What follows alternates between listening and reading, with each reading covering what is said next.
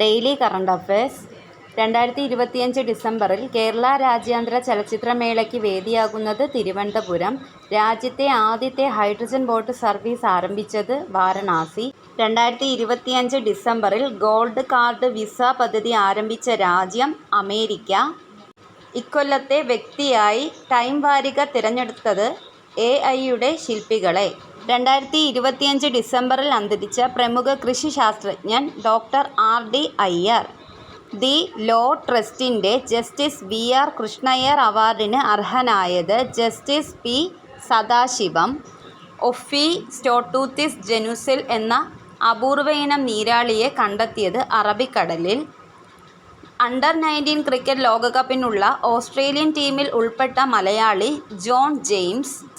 High range rural development society എന്ന സംഘടന പ്രഖ്യാപിച്ച പ്രഥമ സവർക്കർ പുരസ്കാരം നിരസിച്ച മലയാളി ശശി തരൂർ.